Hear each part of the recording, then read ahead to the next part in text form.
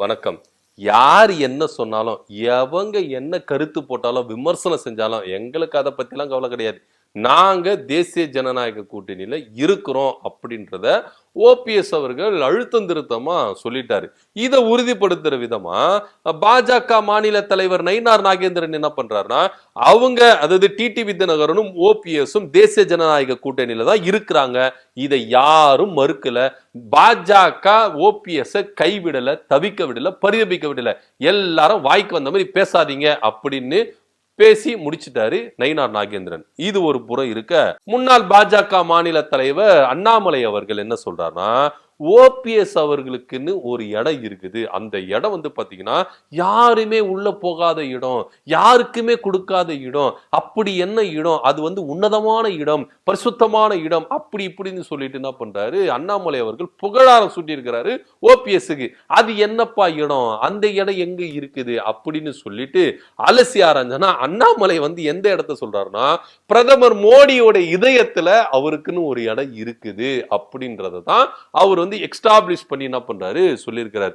பிரதமர் மோடி இருதயத்துல ஓபிஎஸ்க்குன்னு ஒரு தனி இடம் இருக்குது. அந்த இடத்தை யாராலையும் என்ன பண்ண முடியாது, அழிக்க முடியாது. யாரையும் அந்த இடத்துல இருந்து அவரை தூக்கி போட முடியாது. ஏங்க பாஜகவே நினைச்சாலும் மோடி அவர்கள் என்ன பண்ணுவார்னா, அவருடைய இருதயத்திலிருந்து ஓபிஎஸ் அவர்களை தூக்கி எறிய மாட்டாரு. அந்த அளவுக்கு பாத்தீங்கன்னா ஓபிஎஸ் பாஜகவுக்கு செஞ்சிருக்கிறாருங்க அப்படின்றத அண்ணாமலை அவர்கள் என்ன பண்றாரு சொல்றாரு. சரி, எதுக்கு இந்த இரண்டு பாஜக முன்னாள் இன்னாள் தலைவர்கள் ஓபிஎஸ் இந்த அளவுக்கு புகழ்ந்து பேசணும், இந்த அளவுக்கு விட்டு கொடுக்காம பேசணும் அப்படின்றத கொஞ்சம் யோசிக்க முடியுதுல்ல. ஏங்க இபிஎஸ் உள்ள வரும்போது ஓபிஎஸ் எங்க போனாருன்னே தெரியல, யாருமே கண்டுக்கவே இல்லை, அவர்கிட்ட யாருமே பேசவே இல்லை. கொஞ்ச நாள் வெளியே தலை காட்டாம கூட இருந்தாரு. அப்பெல்லாம் உங்களுக்கு தெரியல. இப்போ அவரு செய்தியாளர்கள் முன்னாடி நின்னுட்டு ஒரே ஒரு வார்த்தை சொன்னாரு, அமித்ஷா எங்களை சந்திக்காதது, எங்களை கூப்பிடாதது, அவரை சந்திக்கிறது எங்களை கூப்பிடாதது அதிருப்தி தான் அப்படின்னு சொல்லிட்டு விஜய் அவர்கள் அரசியல் பயணத்துல அவர் லக்கை நோக்கி சூப்பரா பயணிச்சிருக்கிறாரு, அவருக்கு என்னுடைய வாழ்த்துகள் சொன்ன உடனே இங்க பாஜக என்ன பண்ணுது, பரிதபிச்சு ஐயோ எங்க அண்ணன் ஓடுற போறாரு, அண்ணனா புடிங்கய்யா, ஈர்த்து புடிங்கய்யா, அவர் அமுக்குங்கய்யா அப்படின்ற ரேஞ்சில ரெண்டு தலைவர்களும், அதாவது முன்னாள் தலைவர்கள் இன்னாள் தலைவர்கள் ரெண்டு பேரும் என்ன பண்றாங்கன்னா மாறி மாறி ஓபிஎஸ்க்கு என்ன பண்றாங்க, புகழாரம் சூட்டுறாங்க. என்னையா இவங்களுடைய கணக்கு அப்படின்றது பாத்தீங்கன்னா, சி இதெல்லாம் ஒரு அரசியலா அப்படின்ற ரேஞ்சுக்கு தான் பாஜகவுடைய நடத்தைகளை விமர்சிக்க தோணுது. ஏன்னா ஓபிஎஸ் அவர்கள் எந்த அளவுக்கு பாஜகவுக்கு முட்டு கொடுத்திருந்தாரு அப்படின்றது நம்ம எல்லாருமே பார்த்திருக்கோம். அதாவது அதிமுக பொதுக்குழு கூட்டத்தை கூட்டி அவர் மேல பாட்டில் எரிஞ்சு எந்த அளவுக்கு அசிங்கப்படுத்தினாங்க, கேவலப்படுத்தினாங்க. அவரை பாத்தீங்கன்னா ஒரு முன்னாள் முதல்வர் அப்படின்றத கூட அவரை மதிக்காம, அவர் ஒருங்கிணைப்பாளராக இருந்தாருங்க, அதை கூட மதிக்காம அதிமுக அந்த அளவுக்கு அவங்க என்ன பண்ணாங்கன்னா அசிங்கப்படுத்தி கேவலப்படுத்தினாங்க ஓபிஎஸ் அவர்கள். அது ஒரு ஈரோடு கிழக்கு எம்எல்ஏவா இருந்த திருமகனார் ஈவேரா இறந்துட்டாரு. அவருடைய இறப்புக்கு அப்புறம் இடைத்தேர்தல் நடந்தது. அந்த டைம்ல இடைத்தேர்தல் டைம்ல இபிஎஸ் ஓபிஎஸ் அப்படின்றது ரெண்டு இரு துருவங்களும் உச்சகட்டத்தில் இருந்த மோதல் உச்சகட்டத்தில் இருந்தது. அப்போ ஓபிஎஸ் தலைமையில ஒரு வேட்பாளரை போடுறாங்க, இபிஎஸ் ஒரு வேட்பாளர் போடுறாரு. ஆனா இந்த இரட்டை இலை சின்னம் தற்காலிகமா தான் இபிஎஸ்க்கு ஒதுக்கப்படுது. ஆனா இருந்தாலும் பரவாயில்ல, சுயேட்சை சின்னத்துல நின்றுலாம் அப்படின்னு சொல்லிட்டு ஓபிஎஸ் அவர்கள் என்ன பண்றாரு, ஒரு வேட்பாளரை போடுறாரு. ஆனா பாஜக கேட்டுக்கொண்டது நிமித்தம் அதிமுக வேட்பாளரை போடுறாங்க, நீங்க நிக்க வேண்டாம் அப்படின்னு கேட்டுக்கொண்டது நிமித்தம் தன்னுடைய வேட்பாளரை வாபஸ் வாங்க வைக்கிறாரு. நாமினேஷன் தாக்கல் பண்ணிட்டோம், வேட்பாளரை வாபஸ் பண்ண வைக்கிறாரு. சோ அந்த அளவுக்கு பாத்தீங்கன்னா பாஜக விட்டு கொடுத்தவரு, அதிமுக விட்டு கொடுத்தவரு, ரொம்ப பொறுமைசாலி, ரொம்ப இறங்கி போறவர். ஆனா அப்பேற்பட்ட ஒரு மனிதனை பாஜக அதிமுக இப்ப கூட்டணியில வந்துச்சுன்னு சொல்லிட்டு தலையில தூக்கி வச்சு ஆடுனாங்க இபிஎஸ். ஆனா ஓபிஎஸ் மறந்துட்டாங்க. எல்லாருமே கேள்வி கேட்க ஆரம்பிச்சிட்டாங்க.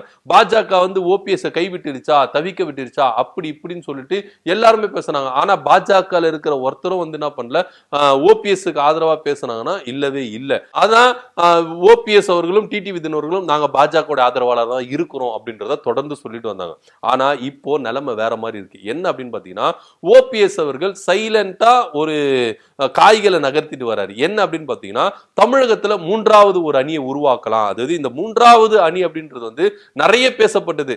காங்கிரஸ், விடுதலை சிறுத்தைகள், அவங்களா சேர்ந்து தமிழக வெற்றி கழகம், இவங்களா சேர்ந்து ஒரு கூட்டணி வைக்கலாம் அப்படின்னு பேசப்பட்டது. அதுக்கப்புறம் வந்து பாத்தீங்கன்னா பாமக, தமிழக வெற்றி கழகம், சீமான் இவங்களா சேர்ந்து ஒரு கூட்டணி வைக்கலாம் அப்படின்னு பேசப்பட்டது. அதுக்கப்புறம் சீமான், தேமுதிக, தாவேகா இவங்களா சேர்ந்து ஒரு கூட்டணி வைக்கலாம் அப்படின்னு பேசப்பட்டது. ஆனா இப்பவும் பேசப்படுது. எப்படி பேசப்படுதுன்னா, இது கொஞ்சம் சாத்தியமா இருக்கிறதுக்கும் வாய்ப்புகள் இருக்குது அப்படின்றத சொல்றாங்க. என்னன்னா, இங்க பாமக நீங்க எடுத்துக்கிட்டீங்கன்னா இன்னமும் பாஜக கூட கூட்டணியில் தான் நீடிக்கிறோம் அப்படின்றத அவங்க வந்து அனௌன்ஸ்மெண்ட் பண்ணவே இல்லை. தேமுதிகவும் அதிமுக கூட கூட்டணியில இல்ல அப்படின்றத அவங்களும் அனௌன்ஸ்மெண்ட் பண்ணல. இவங்க ரெண்டு பேரும், அதாவது பாமகவும் தேமுதிகவும் இன்னும் அந்த கூட்டணியில இருக்கிறோம் அப்படின்றத அவங்க உறுதிப்பட சொல்லல. இது ஒரு புறை இருக்க, ஆல்ரெடி அதாவது அதிமுக கூட்டணியில் இருந்த புதிய தமிழக கட்சி கிருஷ்ணசாமி அவர்கள் சொன்னாரு, நாங்க வந்து யாரோ ஒருத்தர் சிஎம் ஆகிறதுக்கு நாங்க வந்து என்ன பண்ண போறோம், உழைக்க போறது இல்ல, அதனால அந்த கூட்டணியில நாங்க வெளியே வந்துட்டோம் அப்படின்றத அவர் அழுத்தம் திருத்தமா சொல்றாரு. அவருடைய கூட்டணி இலக்கு எங்க போகுது அப்படின்னு பாத்தீங்கன்னா, ஆட்சியிலும் அதிகாரத்திலும் பங்கு தரோம் அப்படின்னு சொன்ன தமிழக வெற்றி கழகத்தை நோக்கி அவர் என்ன பண்றாரு, மூவ் பண்ணி இருக்கிறதா செய்திகளும் வந்திருக்கு. சோ இதன் மத்தியில ஐயா ராமதாஸ் அவர்களுக்கு திமுக கூட கூட்டணி வைக்கணும், பாஜக கூட கூட்டணி வைக்கவே கூடாது அப்படின்ற ஒரு எண்ணம் அவருக்கு இருக்குது. அன்புமணி அவர்களுக்கு பாஜக கூட தான் கூட்டணி வைக்கணும் அப்படின்ற ஒரு கருத்தும் போது, சோ இந்த இரண்டு பேருடைய கருத்துகளுக்கு பொதுவான ஒரு கருத்து வந்திருக்கு பாமகல. என்ன அப்படின்னு பாத்தீங்கன்னா, இந்த ரெண்டு கூட்டணி வேணா, தமிழக வெற்றி கழகத்தோட கூட்டணி வைப்போம், அவங்க வந்து பாத்தீங்கன்னா அவங்க கூட கூட்டணி வச்சு நம்ம ஆட்சிய மாற்றத்தை உருவாக்கிடுவோம் அப்படின்ற ஒரு ரேஞ்சில தான் பாமக வட்டாரங்கள் பேசப்படுது அப்படின்னு சொல்லப்படுது. சோ தேமுதிகவும் இங்க எங்களுக்கு ராஜ்யசபா சீட்டு தரல, அதனால நாங்க அதிமுக கூட கூட்டணியில இருக்க முடியாது, ஒருவேளை விஜய்க்கும் விஜயகாந்துக்கும் நல்ல ஒரு உறவு உண்டு, அதனால வந்து பாத்தீங்கன்னா அரசியல்ல அவங்க கூட போறதுக்கான வாய்ப்புகள் அதிகமா இருக்கு, தேமுதிக வந்து தமிழக வெற்றி கழகத்துக்கு போறதுக்கு வாய்ப்பு இருக்குது. சோ இப்படி ஒரு சூழ்நிலை போயிட்டு இருக்கும்போது இங்க ஓபிஎஸ் ஒரு புது கணக்கு ஒண்ணு போடுறாரு. என்ன அப்படின்னு பாத்தீங்கன்னா, எதுக்கு நம்ம பாஜக கூட இத்தனை நாள் நம்ம கூட்டணியில் இருந்தோம், எதுனா ஒரு ஃபேவர் நம்மளுக்கு பண்ணாங்களா, அந்த வழக்கு கூட அவங்களுக்கு தானே ஃபேவரா பண்ணாங்க, நம்ம ஒரு வழக்கு கூட நம்மளுக்கு வந்து ஃபேவரா பண்ணவே இல்லையே, அதிமுகவை எப்படியாச்சும் உள்ள கொண்டு வரணும், அதிமுகவை நம்ம கை நழுவி போயிடக்கூடாது அப்படின்றதுக்காக எல்லா வழக்குகளையும் எல்லா இடத்திலையும் அவங்களுக்கு தானே ஃபேவரா பண்ணாங்க அப்படின்ற ஒரு அதிருப்தியில இருந்தவர் தான் இப்ப விஜய்க்கு வந்து என்ன பண்ணிருக்காரு, ஒரு துண்டு ஒண்ணு போட்டிருக்காரு, வாழ்த்துதல் சொல்ற துண்டு. இது வந்து பாத்தீங்கன்னா கூட்டணியாக மாறுறதுக்கான வாய்ப்புகள் இருக்கு. ஒருவேளை ஓபிஎஸ் அங்கிருந்து வெளியே வராருன்னா அடுத்து டிடிவி தினகரனும் வெளியே வரதுக்கு வாய்ப்பு இருக்கு. ஏன்னா ஓபிஎஸ், தேமுதிக, பாமக, தமிழக வெற்றி கழகம் இவங்க எல்லாருமே சேர்ந்து ஒரு கூட்டணியை உருவாக்கிட்டா, மூன்றாவது அணியை ஒரு கூட்டணி உருவாக்கிட்டா கொஞ்சம் தேர்தல் டஃபா தாங்க போகும். அதுல வந்து பாத்தீங்கன்னா முழுக்க முழுக்க அதிமுக பாஜகவுக்கு அந்த பேர் இடி விழுந்துரும். அதனாலதான் பதறி போய் என்ன பண்றாங்கன்னா, பாஜக இப்போ ஓபிஎஸ் அண்ணனை எப்படியாவது வெளியே அனுப்பிடக்கூடாது, நம்ம கூடியே வச்சுக்கணும் அப்படின்றதுக்காக தான் இப்ப இருக்கிற பாஜக மாநில தலைவர் அவர்கள் புகழாரம் சூட்டி என்ன பண்றாரு, இல்லங்க ஓபிஎஸ் தேசிய ஜனநாயக கூட்டணியில தான் இருக்கிறாரு, அவர் அந்த அண்ணன் வந்து எனக்கு நல்லாவே தெரியும், எங்களுடைய பயணிச்சவர், அவருக்கு வந்து பாத்தீங்கன்னா பாஜக ரொம்ப பிடிக்கும், பாஜக விட்டு வெளியே போக மாட்டாரு அப்படின்றத அவர் வந்து என்ன பண்றாரு சொல்றாரு, டிடிவி தினகரன் எங்க கூட தான் இருக்கிறாரு அப்படின்னு சொல்றாரு. ஒரே ஒரு விஷயம் என்ன அப்படின்னு பாத்தீங்கன்னா, பாஜக கூட்டணியில அதிமுக இணையக்கூடாது அப்படின்றத கண்ணு கருத்துமா இருந்தாரு அண்ணாமலை அவர்கள். டெல்லி பாஜக மேலிடம் 2026 நாடாளுமன்ற தேர்தலில் அதிமுக கூட்டணி சேரணும் அப்படின்றது எவ்வளவு முயற்சித்தாங்க. ஆனா தொடர்ந்து அந்த தோல்விகளை எல்லாவற்றையும் முறியடித்து பாஜக கூட்டணியில் அதிமுக சேரவே கூடாது அப்படின்றத கட்டும் கச்சிதமா முடிச்சவர் தான் அண்ணாமலை அவர்கள். சோ இப்படி இருக்கும் பொழுது இப்போ 2026 சட்டமன்ற தேர்தலில் கூட்டணியில அதிமுக வரணும் அப்படின்ற ஒரு நிர்பந்தத்தை பாஜக கொடுத்தது. உடனே இவர் நிர்பந்தத்தை தாங்கவே முடியல. ஏன்னா இவருடைய பையனுடைய கேஸ், அதே மாதிரி இவருடைய சம்பந்தியோட கேஸ், இன்னும் முன்னாள் அமைச்சருடைய கேஸ், எல்லா கேஸும் அமித்ஷா டேபிள் மேல இருந்ததுனால வேற வழியே இல்லாம கூட்டணிக்குள்ள போனோம். ஆனா கூட்டணிக்குள்ள போனாலும் தன்னுடைய கெத்த வந்து எடப்பாடி பழனிசாமி விட்டுடக்கூடாது, அதுக்காகவே என்ன பண்ணாரு, சில நிர்பந்தங்களை வச்சாரு. முதலாவது நிர்பந்தம் என்ன அப்படின்னு பாத்தீங்கன்னா, நாங்க கூட்டணிக்குள்ள வரணும்னா இங்க தமிழ்நாடு பாஜக மாநில தலைவர் அண்ணாமலை அவர்கள் இருக்கக்கூடாது அப்படின்னு. சோ அதன் பேர்ல தான் அண்ணாமலை அவர்கள் மாற்றப்பட்டார் அப்படின்ற நிறைய செய்திகள் வந்து உறுதிப்பட செய்திகள் வந்து நிறைய பரவிச்சு. சோ அதனால அண்ணாமலை அவர்கள் என்ன பண்ண போறாருன்னா, ஓபிஎஸ் வச்சு எப்படியாவது அதிமுகவுக்கு செக் வைக்கணும் அப்படின்ற ஒரு ரேஞ்சில தான் ஓபிஎஸ் அவர்களை மோடியோட இருதயத்திலே அவருக்கு தனி ஒரு இடம் இருக்குது அப்படின்னு சொல்லிட்டு அங்கே போட்டாரு. அதாவது அவர் வந்து மாநில லெவல்ல இல்ல, டெல்லியிலே போட்டார். ஓபிஎஸ் அவர்கள் டெல்லிக்கு வரைக்கும் அவருக்கு வந்து பாத்தீங்கன்னா எனக்கு அப்ப இபிஎஸ்க்கு வந்து இடம் இல்லையா அப்படின்ற ஒரு கேள்வி இருக்குல்ல. ஏங்க இபிஎஸ் தான் வரணும் அப்படின்னு சொல்லிட்டு அமித்ஷா அவர்கள் டெல்லியில வந்து பாத்தீங்கன்னா தலைக்கு மேல வேலை இருந்தது அமித்ஷாக்கு. ஆனா அந்த வேலையெல்லாம் விட்டுட்டு தமிழ்நாட்டுக்கு வந்து தேசிய ஜனநாயக கூட்டணியில அதிமுக இருக்குது, அந்த தமிழ்நாட்டுல அவங்க தான் தலைமை அப்படின்றத பேசி முடிச்சுட்டு போயிட்டாரு. ஆனா இங்க அண்ணாமலை என்ன சொல்றாருன்னா, ஓபிஎஸ் அவர்கள் தேசிய ஜனநாயக கூட்டணியிலிருந்து வெளியே போகிறாரு அப்படின்ற விஷயத்தை அறிஞ்சிட்டு ஓபிஎஸ் அவர்கள் வெளியெல்லாம் போக கூடாது, தேசிய ஜனநாயக கூட்டணியில் தான் இருக்கணும். ஆனா அதிமுகவுக்கு அவர் தலைவலியா இருக்கணும். குறிப்பா எடப்பாடி பழனிசாமிக்கு அவர் தலைவலியா இருக்கணும். ஏன்னா கட்சியிலே சேர்த்துக்க மாட்டேன், கூட்டணியிலே சேர்த்துக்க மாட்டேன் சொன்னவர் தான் எடப்பாடி பழனிசாமி. அதனால நீங்க வெளியெல்லாம் போயிடாதீங்கன்னு, உள்ளுக்குள்ளேயே இருங்க. உள்ளுக்குள்ளேயே இருந்து எடப்பாடி பழனிசாமிக்கு எப்படி கொடைச்சலை கொடுக்கணுமோ அந்த அளவுக்கு கொடைச்சலை கொடுக்கணும் அப்படின்றதுக்காக தான் ஓபிஎஸ் வைத்து இபிஎஸ்க்கு அண்ணாமலை அவர்கள் செக் வைக்கிறதாக செய்திகள் பரவிட்டு இருக்கு. அதனால தான் ஓபிஎஸ் அவர்களை மோடியோட இருதயத்தில் அவருக்கு தனியா இடம் இருக்குது அப்படின்னு சொல்லிட்டு டெல்லி லெவல்ல இணைச்சு பேசுறாரு ஓபிஎஸ் அண்ணாமலை அவர்கள். சோ ஏதோ ஒண்ணு வந்து பாத்தீங்கன்னா அரசல் புரசலாவே இருக்கு. அண்ணாமலை அவர்களுக்கும் எடப்பாடி பழனிசாமிக்கும் இந்த போர் வந்து அப்பத்திலிருந்தே இருக்கு, இப்பதான் புதுசா ஏற்பட்டிருக்குன்னா இல்ல.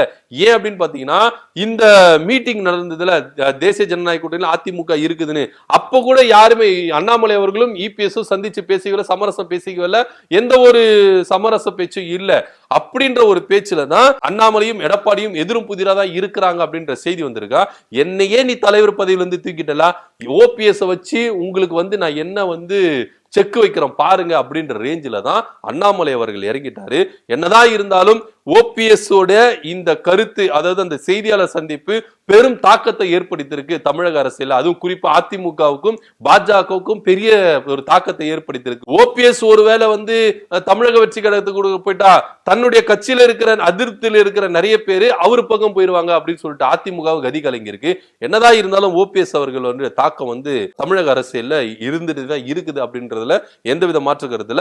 ஓபிஎஸ் அவர்கள் இனி நல்ல ஒரு முடிவை எடுக்கணும். திரும்பவும் போயிட்டு ஏற்கனவே தர்ம யுத்தம் பண்ண அப்படின்னு சொல்லிட்டு ஒரு தர்ம யுத்தம் பண்ணாரு. அப்போ அவருக்கு தமிழ்நாட்டுல நிறைய வாய்ஸ் இருந்தது, மாஸ் இருந்தது. ஆனா அது எல்லாத்தையும் உடைச்சிட்டு திரும்பவும் போயிட்டு பாஜக கூட கூட்டு சேர்ந்தாரு, அதிமுக கூட கூட்டு சேர்ந்தாரு. அதெல்லாம் இடிஞ்சு போச்சு. இப்ப திரும்பவும் ஓபிஎஸ் அவர்களுக்கு ஒரு பெரும் மாசு ஒண்ணு ஏற்பட்டிருக்கு, தமிழக வெற்றி கழகத்தோட கூட்டணி வைக்க போறாரு அப்படின்னு. ஆனா திரும்பவும் அவர் பாஜக கூட கூட்டணி வச்சு அந்த மாசம் இழந்துடக்கூடாது அப்படின்றதுதான் ஓபிஎஸ் ஆதரவாளர்கள் நினைக்கிறாங்க. என்ன நடக்க போகுது அப்படின்றத பொறுத்து பார்க்கலாம். ஓபிஎஸ் அவருடைய தாக்கம் பாஜகவையும் அதிமுகவையும் அட்டாக் பண்ணியிருக்கு அப்படின்றதுல நீங்க என்ன நினைக்கிறீங்க கீழே கமெண்ட் பண்ணுங்க. நன்றி, வணக்கம்.